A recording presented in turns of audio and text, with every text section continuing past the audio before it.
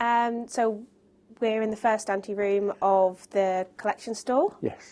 This is where all the cataloguing happens, where we check all of our collection to make sure that everything is correct with condition-wise, and where we do all of our inventory checks as well. Right. So in a moment, we're just going to go have a look behind the door. The door. I've always wanted to see what's behind the door. Shall we go? Let's go and have a look. Excellent. Wow, look at all of this. So this is our collection store. At the moment, we're in the middle of a complete move. So we have our old store, which is the other side of site. Yes. And this project's been going for about 5 or 6 years, where we've been decanting from one store into another store. So this is the other store. So all the boxes and everything that you can see around is a combination of that move, plus some other stores that we had off-site, places like Bicester as well, which we've now started to go through. So it's like a giant house move, isn't it? Basically, yeah. It's boxes of stuff everywhere. Basically, but it's a treasure trove. Certainly. The collection covers everywhere. There isn't a piece at Brooklands where there isn't a corner where there is some kind of collection. Yeah. So, yeah, this is just one small area. And we came to this discussion originally because of the project that we're working on jointly, which is the humanisation of our Robert. Exactly. And one of the things that we were talking about in that was finding uniforms and items associated with that era. Yeah. And part of the layout here is uniforms. Yeah. So could we have a walk into that area? Absolutely. And you could talk to us maybe about how they've come to be either conserved or stored, because there must be a challenge that comes with uniforms, keeping them in good order, really. Yeah, uniforms, they encompass many different types of material with them as well. So sometimes it's not just one piece, like my jacket really is sort of like one piece of fleece. They tend to have metal elements, they tend to have sort of like different kinds of material. So, the main body could be made out of wool, whereas, you've got other patches that are made out of velvet or silk linings and things like that. So they're really quite, I wouldn't say complicated, but there's more to consider with a dress uniform, I would say, than perhaps a dress that we have.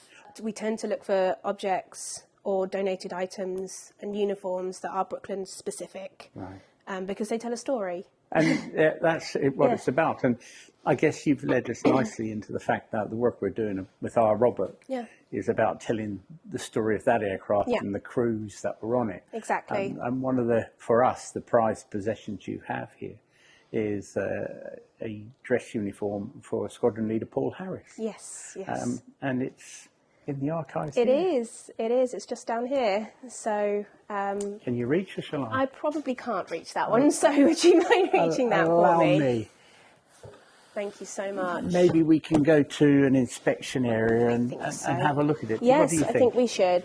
This is acid-free tissue paper. It's sort of, I would say, a collection standard. So it's, as it says on the tin, really, it's acid-free tissue. Because some materials are quite acidic, this sort of is not. So there are certain types of objects, and some, if it's metal, the different types of materials may react differently. Therefore, it means it's kind of inert, so we can sort of put that on, or put our objects on this in order to sort of create a bit of a barrier between whatever's underneath. And of course the gloves are likewise with our own hands. Exactly. We've got oils or chemicals that are part of our everyday life that we might transfer accidentally. Exactly. And the object as well is it's a composite object, so it has metals, it has it's wool, but because it has those different composite elements to it, we always have to think about the most sensitive material, and that is the metal in this case. So the metal reacts quite badly with oils, and that's why we wear gloves on our hands. So it's a bit like Christmas at the moment, I feel, that we're about to have a look. Okay, so please, ladies. I'm just going to open. Okay, so this is a dress uniform. So here we are. We're in the situation now where we're opening the box to reveal what we believe is Squadron Leader Paul Harris's dress uniform. One of the main identifying factors as it comes out, you'll see, is a medal ribbon, which is at the top there. and that's a medal ribbon for the DSC, which was awarded to Paul Harris as a result of his actions in the Battle of Heligoland.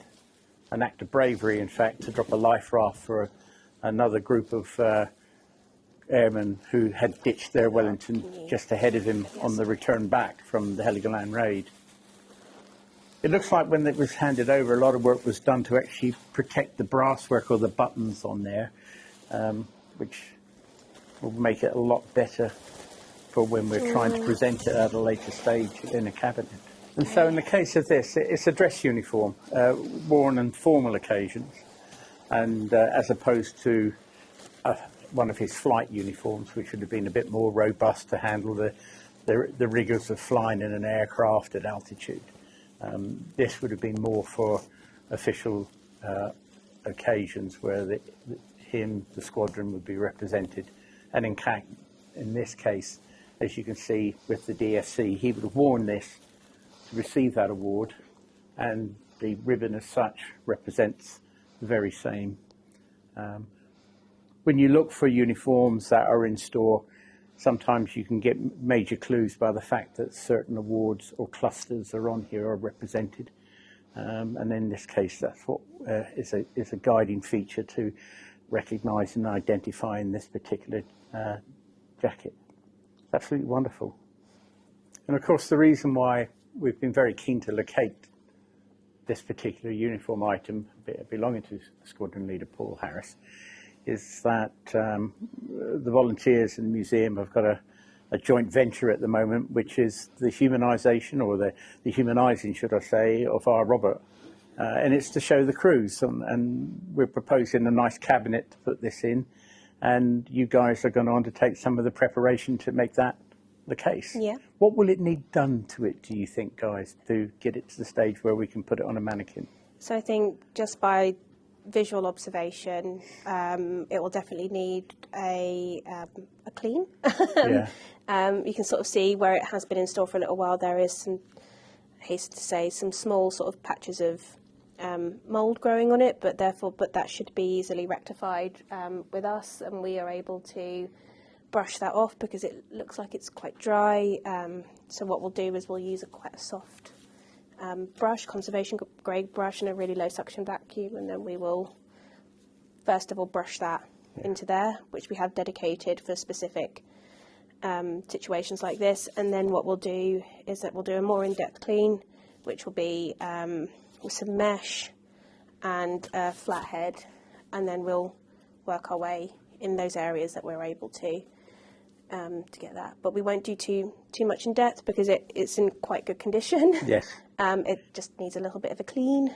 Yeah. And the buttons are really shiny, so we wouldn't be touching those in any isn't way, shape or form. Yeah, and just to basically just stabilise it ready for display. It's absolutely wonderful, and I guess part of what you're saying here is that it's touch it as least as possible. Yes. Yeah. Yeah, because so what we've done from a cabinet point of view, we've changed the lighting, so it will be LED light, which will be a cool light instead of halogen, and that means it will be nicely illuminated without the fear of any damaging of the material or fading of the material. Yeah, definitely. The lux is quite low, so what we'll do before it goes in the case is we'll measure the lux levels of the lights as well, just to make sure that it's in between that correct sort of levels that we want it to be. Which means then, because it's cumulative over time, so depending on how long we have this out on display, will mean that we might have to take it out, rest it, and then maybe put it back in or swap it out. It just depends on, how long. Yeah. It should be fine, but we tend to do light levels around the museum when we check all of our cases quite regularly. So we'll also do a bit of a condition check as well before it goes in, so we'll just make sure that it's had a condition report created for it, so that if there are any seams or any elements of damage, we can then highlight that and make sure that there's less stress put on those areas as possible. Yes. And if any more, as I said earlier, remedial work needs to be done for it, we can highlight it for treatment and get it sent off to a conservator to be able to do that work for us. And one of the things that's quite exciting about this project is there are other items that are now also surfacing. And what we would love to have, and the plan is to have, a selection of items that can be rotated through the display rather than just this is it for a year or 2 years. So there is a load of supporting information that's being generated, as well as other items such as photos, awards, logbooks. And so this is the start of something that will make it a human item from now onwards, and the storytelling that goes with that, complete with the work that's being done to provide video links to the stories of the Wellington, the stories of the Heligoland raid, the stories of the ditching, are all being brought together into one location, which is a real enhancement for the actual exhibit itself, and for the storytelling about the crew of our Robert, both from the beginning through to the crew for when it ditched. This is a really exciting opportunity. I'm really buzzed to see this uniform here today, and can I thank you all for being involved in this? Absolutely. It's been a wonderful project so far, hasn't it? It has, yes, and we're really excited to see what else it brings. Excellent. Thank you very much, problem. Lisa.